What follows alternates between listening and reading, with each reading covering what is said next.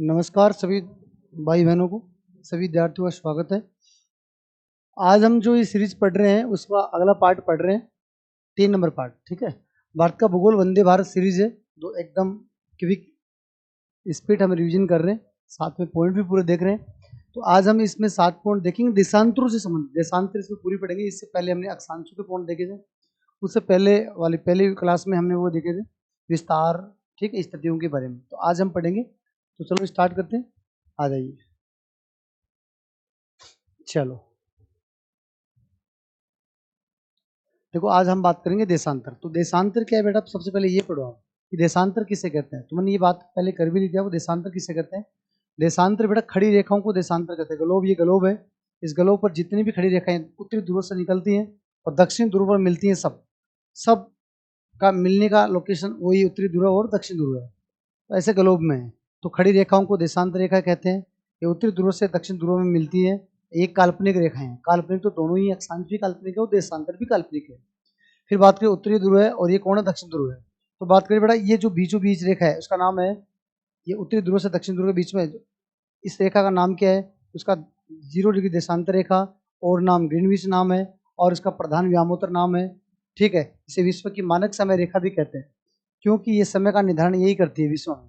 इसका मुख्यालय कहाँ है, यूके में, यूनाइटेड किंगडम यानी इंग्लैंड के राजधानी लंदन में ग्रीनविच शहर में इसका मुख्यालय है। इसलिए इस शहर के नाम से इसका नाम ग्रीनविच भी पड़ गया। तो ग्रीनविच में इसका क्या है, मुख्यालय स्थित है। तो आप ध्यान रखेंगे 0 डिग्री देशांतर, बीचों बीच कौन सी 0 डिग्री, ये विश्व की मानक समय रेखा है। ठीक है बेटा, अब हम बात करें आगे। चलो आगे बढ़ते हैं। अब देशांतरों की स्थिति ये है, आप समझने की कोशिश करें।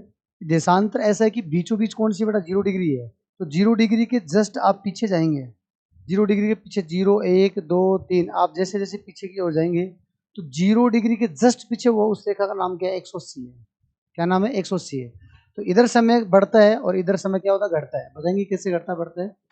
तो इधर समय और देखो देखो 0 डिग्री की मैं बात करूं तो 0 डिग्री के इधर समय बढ़ता है, इधर घटता है। और 180 जस्ट पीछे कौन है, 180 है। अगर 180 की मैं बात करूं तो इधर समय घटता है, इधर बढ़ता है। दोनों में विपरीत काम है, क्योंकि इसकी विपरीत यही है भाई। 0 के जस्ट पीछे कौन है, 180 है, तो काम तो विपरीत होगा। इसका याद कर लो, इसका उल्टा हो जाएगा। फिर देखो, ये पृथ्वी है, पृथ्वी पर ये सभी क्या है, ये सभी क्या है, देशांतर रेखा है। तो सूर्य, ये सूर्य है, तो सूर्य की किरणें सबसे पहले इस पे गिरेगी। ऐसे बेटा, सबसे पहले सूर्य की किरणें इस पे गिरेगी, फिर ये पृथ्वी ऐसे रोटेट हो रही है तो फिर इस पे वो गिरेगी, फिर इस पे गिरेगी। ऐसे तो पहले सबसे पहले इस पे गिरेगी, फिर पृथ्वी इधर जाएगी, तो फिर इस पे सूर्य की किरणें गिरेगी। तो 4 मिनट का अंतर आता है। कितने मिनट का, 4 मिनट का। यानी सूर्य की किरणों को एक देशांतर पर गिरने पर से जान एक देशांतर से दूसरे देशांतर पर जाने पर सूर्य की किरणों को 4 मिनट लगती है। तो यहाँ सूर्य की किरणें इस देशांतर पर पड़ेगी, बाद में इस देशांतर पर, फिर बाद इस देशांतर, तो 4 मिनट के अंतर लगेगा। इसलिए पृथ्वी जैसे जैसे घूम रही है, तो सबसे पहले सूर्योदय इधर हो गया बेटा, इनका टाइम ऑलरेडी आगे चलता है, इनका टाइम पीछे चलता है, क्योंकि यहाँ सूर्य हो चुका है, ये अभी सो रहे हैं।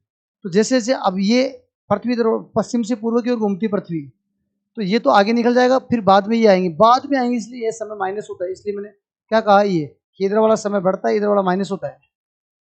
ठीक है, ये इस पर आधारित है। ये ऐसा, ये तो मैंने उल्टा ऐसा किया कि ये पीछे है, इसके इसके पीछे ये है।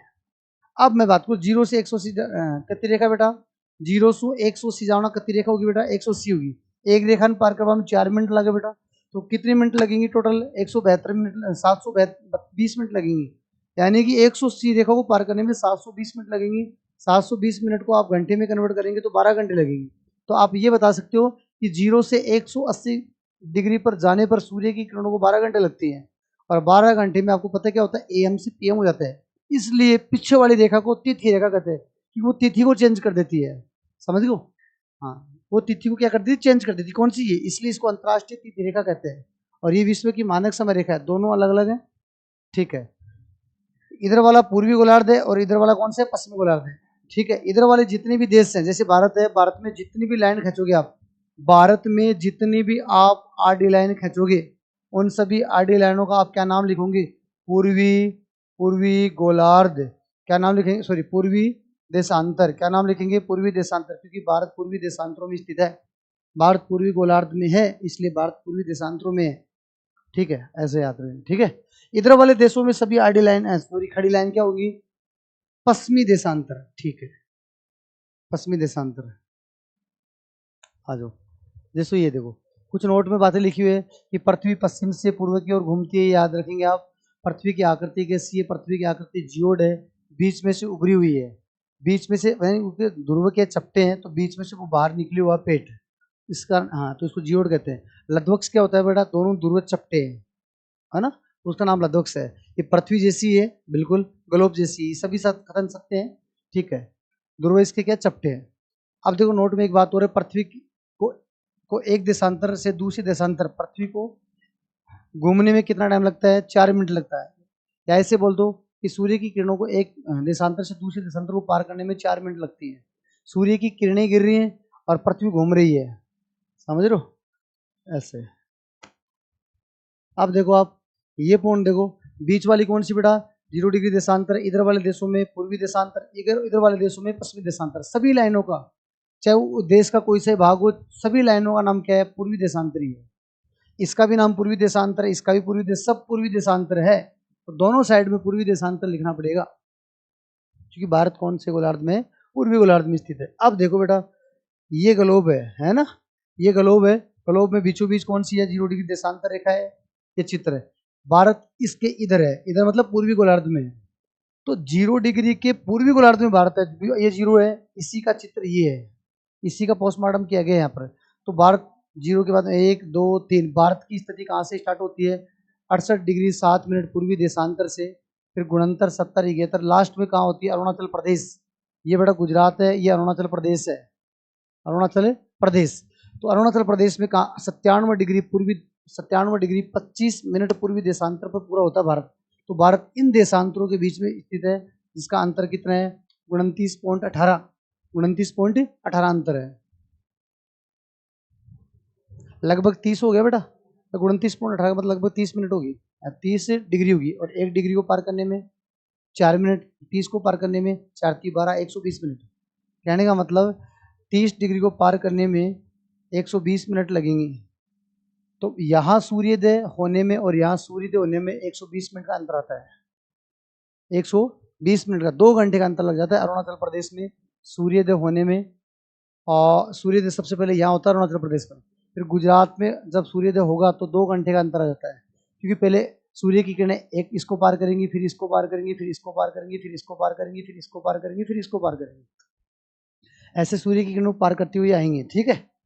तो 2 घंटे का अंतर आता है दिन, ये लो वही पॉइंट है, ठीक है, ओके। भारत किन देशांतरों के बीच में, ध्यान रखना आप, ये देख लो आप देख लो बेटा, ये गुजरात है और ये अरुणाचल प्रदेश है।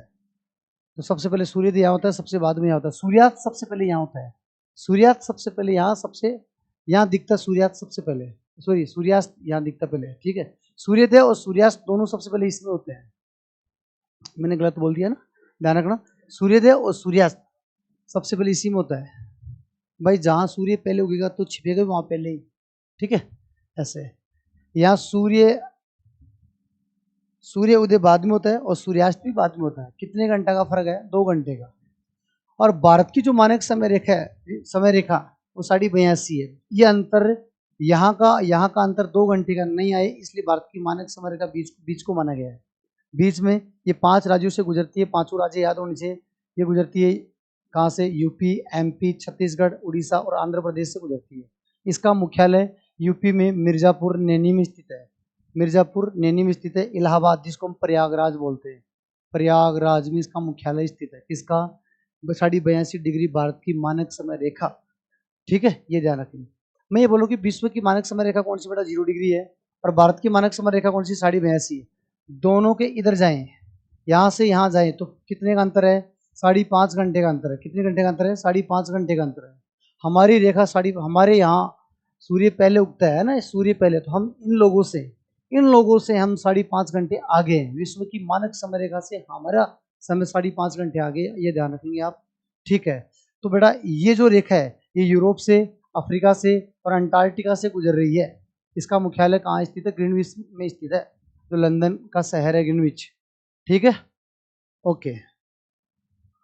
चले आगे, चलो आगे। फिर बेटा ये जो मैं बात बता रहा था वो यहाँ दे दी मैंने, ठीक है, समझ लेना आप ध्यान से। कि सर्वप्रथम सूर्योदय और सूर्यास्त अरुणाचल प्रदेश में होता है और अंतिम बाद में सूर्योदय और सूर्यास्त गुजरात में होता है। ठीक है, अरुणाचल प्रदेश व गुजरात के मध्य कितने घंटे का अंतर आता है बेटा? 2 घंटे का, लगभग 2 घंटे का अंतर आता है, बता दिया मैंने। ठीक है, 2 घंटे का अंतर आता है, ये ध्यान रखिए आप। इसके बाद में एक पॉइंट ये ध्यान रखना बेटा, 0 डिग्री देशांतर रेखा हमने पढ़ ली है, 0 डिग्री अक्षांश रेखा हमने पढ़ ली है।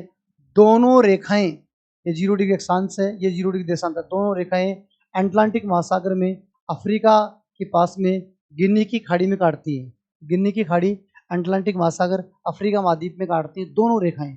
ऐसी स्थिति यहाँ पर, ये अफ्रीका महाद्वीप है तो यहाँ पर है गिनी की खाड़ी, तो यहाँ काटती है। ठीक है, ये पॉइंट भी बहुत इंपॉर्टेंट है, ध्यान रखना आप। फिर इसके बाद में ये ध्यान रखना आप कि जैसे बेटा मैंने बताया कि ये तो कौन सी अक्षांश है, अक्षांशों के बीच के स्थान को क्या बोलते हैं? कटिबंध बोलते हैं।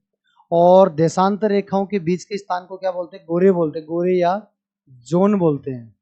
तो इनके बीच के स्थान को गोरे जोन बोलते हैं, इनके बीच के स्थान को कटिबंध बोलते हैं। और दोनों को ग्लोब में एक साथ प्रदर्शित करें तो ये जो स्थान बन रहे हैं, ये डिब्बे बन रहे हैं, ये जो डिब्बे, इनको ग्रिड और जाल के नाम से जानते हैं। तो समझ गए ग्रिड और जाल क्या है? ठीक है, समझ पा रहे हैं ग्रिड और जाल क्या है? ठीक है, ओके, चलो आगे चले। चलो अब देखो बेटा, हमने बात कर ली, एक बात और कर लो बेटा। हमने 82 ये तो 82 रेखा है। ठीक है, 82 पूर्वी देशांतर रेखा जो भारत की मानक समय रेखा है बेटा, ये करक रेखा है। करक रेखा हमने पढ़ ली। दोनों रेखाएं कहाँ मिलती है? दोनों रेखाएं छत्तीसगढ़ में मिलती है। कहाँ मिलती है? छत्तीसगढ़ में। दोनों रेखाएं छत्तीसगढ़ में मिलती है। छत्तीसगढ़ के कहाँ मिलती है? सर गुंजा। इधर से टाटम लाग रही है, अड़ीसू टाटम लाग रही है, तो सर क्या हो गया? गुंजा। 36 बार गुंजा। कितनी बार गुंजा? 36 बार गुंजा छत्तीसगढ़ में। ठीक है, ये कितने कितने राज्यों से गुजरती है? 8 राज्यों से। ये गुजरती है 8 राज्यों से। और बेटा ये गुजरती है 5 राज्यों से। ऐसे कितने राज्य हैं कि दोनों में कॉमन आ रहे हैं? तो छत्तीसगढ़ और एमपी दोनों में कॉमन आ रहे हैं। 2 राज्य ऐसे हैं तो दोनों पर स्थित है जिनसे दोनों रेखाएं गुजरती हैं। ठीक है, ओके, आगे चलो। ये हो गया कॉमन वाले राज्य। फिर देखो देशांतरों के महत्वपूर्ण बिंदु, ये बहुत इंपॉर्टेंट है। कितनी देशांतर रेखाएं टोटल ग्लोब पर? तो ग्लोब पर टोटल कितनी है बेटा? 1 2 3, ऐसे पूरी पीछे, इधर इधर से पीछे जाएंगे तो 180 है। तो 180 रेखा 2 नहीं है, दोनों साइड से जाएंगे तो 180 2 नहीं है, दोनों साइड से आप जाएंगे तो 180 एक ही है। ये तो पूर्वी 1 2 3 4 180 तक, ये पश्चिमी 1 2 3 4 ऐसे, तो 180 एक ही है। तो इधर कितनी बेटा? इधर कितनी? टोटल कितनी है? 360 है। टोटल कितनी है? 360 है। तो टोटल 360 है। आकृति इनकी क्या है? अर्धवर्ताकार है। क्यों? क्योंकि ये कैसी है बेटा? ऐसी है भैया, ऐसे। ये यहाँ से निकलती है, यहाँ मिल जाती है, आधी है, आधी है, ऐसे आधी आधी है। वो तो क्या थी? वो तो क्या थी बेटा? पूरी थी, ऐसे पीछे और आ रही है ना, ऐसे ऐसे पूरी थी, पीछे घूम के आ रही है, पीछे घूम के आ रही है। ये तो खरबूजे जैसी है, ये वर्त जैसी है ना। तो अर्धवर्ताकार इसकी आकृति है। कार्य इसकी स्थिति लोकेशन भी बताती है, वो भी लोकेशन बता रही है। ये समय का निर्धारण करती है, वेरी मोस्ट है। वो जलवायु का निर्धारण कर रही थी अक्षांश रेखा, ये देशांत रेखा समय का निर्धारण करती है। इनके बीच के स्थान को गोरे कहते हैं, उनके बीच के स्थान को दूरी कितनी है? इसके बीच की 111.32, उसके 111.13, अगर 13 ऑप्शन में नहीं है तो 111.26। ठीक है, देशांत रेखाओं में लंबी बड़ी का कोई काम नहीं बेटा, सभी की लंबाई क्या है? समान है। उसमें तो बड़ा छोटा था, है ना, तो सभी देशांतर रेखा क्या है? समान है, लंबाई इनकी सबकी समान है। भूमध्य रेखा से ध्रुव की ओर जाने पर इनकी बीच की दूरी में कमी आती है।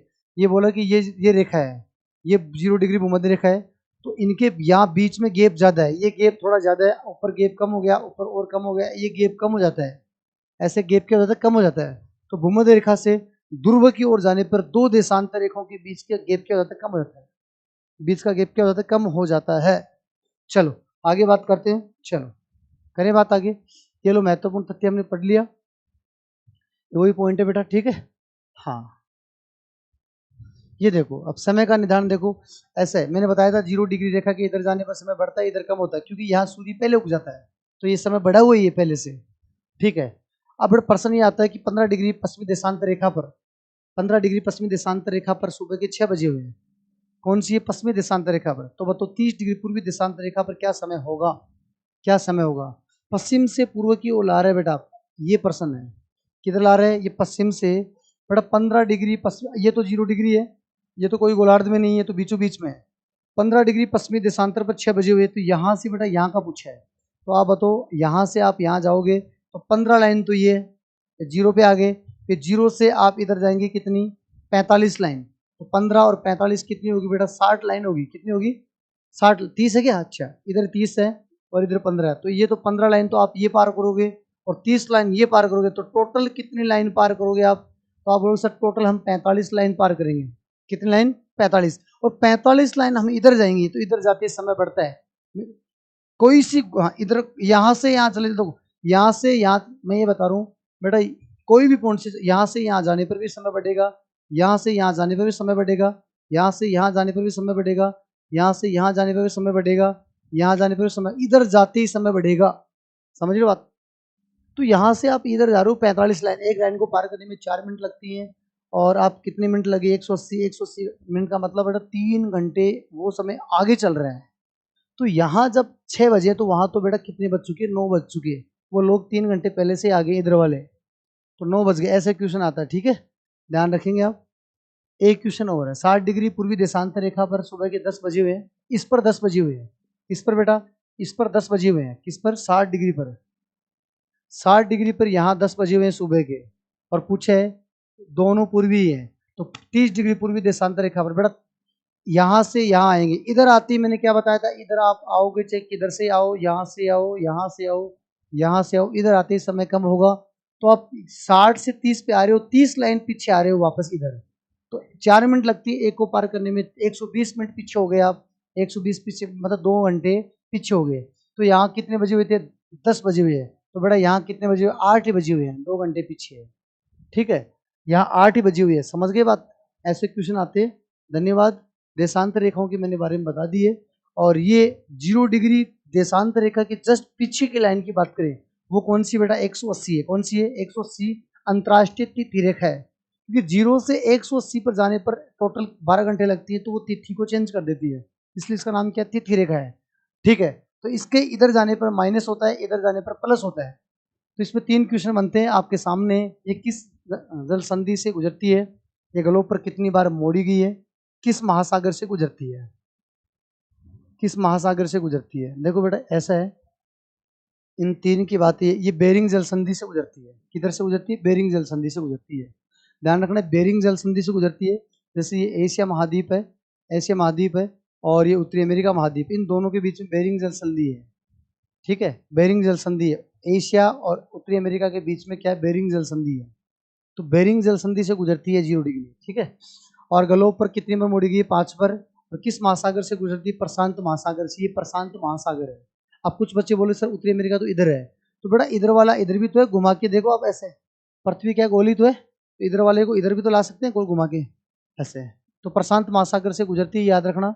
0 डिग्री 180 को क्या बोलते हैं, 180 को अंतर्राष्ट्रीय तिथि रेखा बोलते हैं, 0 डिग्री को क्या बोलते हैं मानक समय रेखा, नॉट बेरिंग जल संधि। आर्कटिक महासागर को प्रशांत महासागर से जोड़ती है, ऊपर आर्कटिक महासागर नीचे प्रशांत महासागर को जोड़ती है। और बेटा ये एशिया को उत्तरी अमेरिका से अलग करती है, एशिया को उत्तरी अमेरिका से क्या करती है, अलग करती है। जल संधि का ये काम होता है, भूभाग को अलग करती है, जलों को जोड़ती है, ठीक है। उम्मीद है मेरी बात समझ पा रहे हैं, ठीक है ठीक है। ये पॉइंट और है बेटा, क्या पॉइंट है 92 डिग्री, देखो ये ध्यान रखना, ये हिमालय है, ये हिमालय है, तो भारत और म्यांमार के बीच में जो ये लाइन है, तो हिमालय का कुछ भाग पानी में जा रहा है बंगाल की खाड़ी में, इसको 92 डिग्री कटक के नाम से जानते हैं। महासागरों में और सागरों में पानी में जो पर्वत है उसको कटक के नाम से जानते हैं, ठीक है कटक, ठीक है। तो कटक कितना डिग्री का, 92 डिग्री के शुद्ध में, तो 92 डिग्री कटक के नाम से जानते हैं, ये थोड़ा आप याद रखेंगे। और ये 92 डिग्री कटक, 92 डिग्री कटक बोल दो, निमज्जित भूमि के नाम से भी जानते हैं। ये पर्वतों की समतल भूमि, अगर पानी में कोई पर्वत है उसके ऊपर समतल भूमि है, उसको निमज्जित भूमि के नाम से भी जानते हैं। किस नाम से, निमज्जित भूमि के नाम से भी जानते हैं। धन्यवाद। इस प्रकार से देखते रहो, वो पूरा कोर्स करवाया जाएगा आपको, ठीक है। धन्यवाद। और शेयर भी करना, लाइक भी करना, क्योंकि इससे हमें मोटिवेशन मिलता है, ठीक है। धन्यवाद।